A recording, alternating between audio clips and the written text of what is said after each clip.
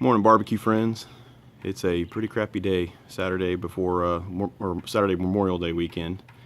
Like I'm sure a lot of folks are cooking today. I'm doing a brisket and ribs and just the normal stuff, and I thought I had a lot of people asking me, sending me questions off of YouTube here, asking me about the Pitmaker and what I think about it and how I work the temperature and all that kind of fun stuff. So I'll walk through kind of what I do here, how that works. So in my case, I'm using the Pitmaker Safe, and going to show you what the firebox here looks like. I've got a fire going. I've only been cooking for about 45 minutes or so. Of course, now that I open the door, it's going to, get a lot of air in there. It's going to start stoking that fire up a little bit. But I want to talk about kind of how you get the fire the right temperature, because that's a kind of a tricky thing to do in some of these cookers that are so well insulated. I'll talk about that a little bit, and then what material I use and how much material that you need to use. These cookers are so efficient that you don't need to use a lot of material.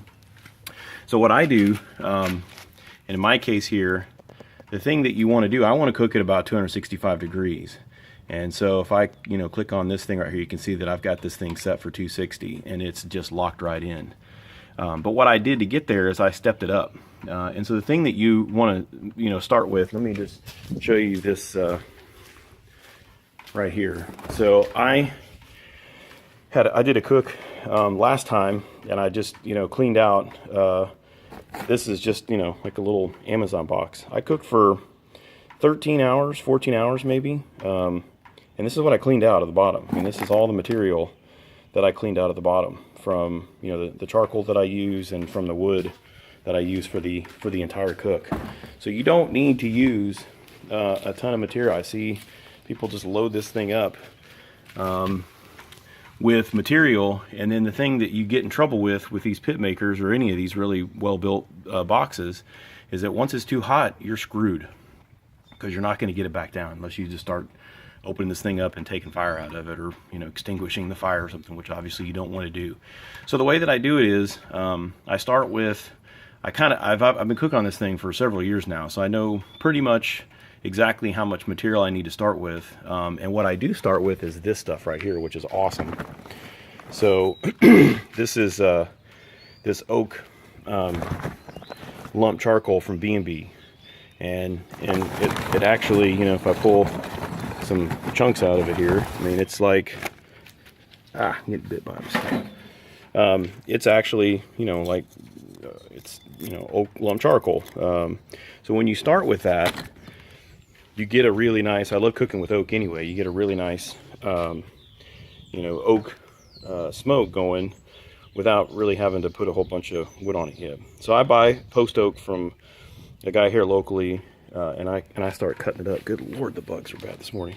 And I start cutting it up, and some pieces come like this, some pieces come like this, and I chop it up and get the bark and stuff off of it. But I also buy over from Academy here in Texas, this from this Western brand, these oak cooking chunks. And these are perfect, because one of the things I found with this Pitmaker is if I throw a big old chunk of wood like this one's not too bad, but some of these big pieces that you could throw on there, it will drastically affect the temperature in a bad way. So you just kind of, once you've worked so hard to get this thing going, like I've got it at 260, it's sitting here nice at 259, 260. Fan will come on every once in a while and kind of pop it a little bit, but it's perfect.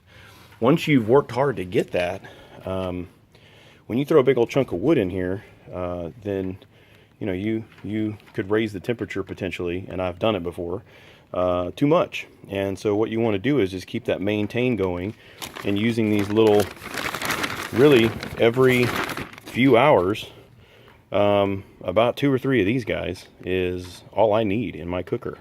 So I'll leave this alone once it's kind of set for 260 like it is. I may bump it up to 265, and then I'll be out here in a couple hours, and I'll just throw a couple of these pieces of wood on it.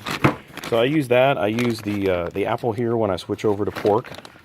And the other thing I bought, they were running low on oak over at Academy, so I thought I'll check out this cherry. And I actually cooked my last brisket with this cherry, a combo of cherry and oak, and it was fabulous. So I may kind of keep doing that.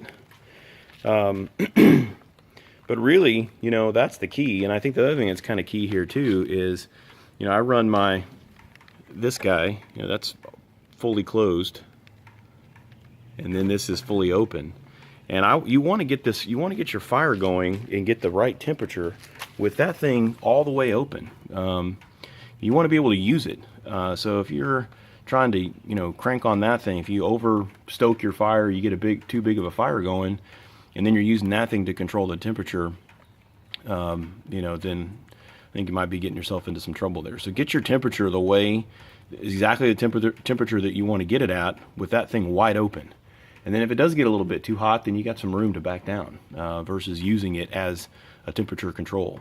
It's not real difficult in these vertical smokers like this. It does take a little bit of time. It took me a good, you know, half a dozen cooks, excuse me, to get where I could come out here like clockwork and get this thing going without having any problems at all. My first several cooks, I would overfill the thing and it would get too hot, and then I would, you know, be in trouble, and I was opening up the door trying to get the temperature cooled again, and it was just kind of a mess. And so if you're having that problem, you know, this is the best way to do it. When I first put the wood in, I turned the so my cooker, my Pitmaker may be a little bit different than most. I have actually a baffle over here on this side, and then of course on this side over here I've got my fan plugged in, and you know, and so, you know, those are really the only two openings at the bottom, and I keep this thing closed back here. I never I never open this thing up. It's just completely closed. And so the way I started, I put the fire, I basically get the fire started, and then I set my cook temperature here to like 225 degrees. And then I let the temperature come up to 225. And then most times, you know, it's a hot enough fire that it just keeps climbing past 225, which is fine. But you just don't, I see a lot of people just set this thing right at whatever the temperature is that they want, and it almost inevitably will climb past that. So you kind of want to step it up a little bit. You know, I go to 220, 225. Once it's kind of stable there, then a lot of times you can just push it up to 260, and just stoking that with air is enough to get it up to 260.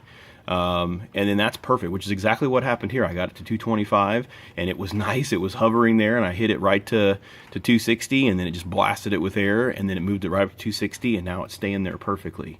It did get to like 250, and it got real slow, 248, something like that. It got real slow.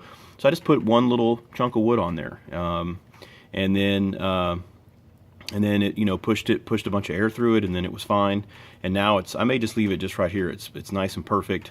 It's set at 260, but it's like about 262, so it's probably climbing a few degrees. I cook with a big pan. This is a, you know, vertical smoker. It's got a water pan in it. I don't actually put water in the pan itself. I get one of those aluminum kind of things you can get from Costco, those big aluminum things, and I fill that with water. And that way it's easy to clean out too. Everything kind of drips into that, and it's easy to pull that guy out. So if I show you on the inside of the smoker here, so here I use this pan down here, and then there's my brisket that's been cooking for 45 minutes or so. So I mean, that's basically it. It's not rocket science, but it does take a little bit of practice, and you know, you can use any of these different kind of cookers. One of the things about this thing is that it cooks fast. You know, I mean, and I'm not sure, my temperature gauge in the front's broken. It's about 75 degrees off. It's not completely broken, but it's off a little bit. But I think one of the things that the internal temperature, the ambient temperature of this thing probably is a little bit hotter than what the cook temperature, what the grate temperature is. Just with the air swirling around and kind of that convection thing going on in there. So so you can see here, you know, that you know, it's rocking and rolling. I'm going to keep it right there. Let this brisket cook down, and you know, and then probably about 1 o'clock or so, switch over to ribs, and then start putting some apple on and getting it ready to go. So hope you guys are having a good Memorial Day weekend, and if you're down here in Texas, not getting too wet. And if you have any questions, let me know. Take care. Happy cooking. Bye.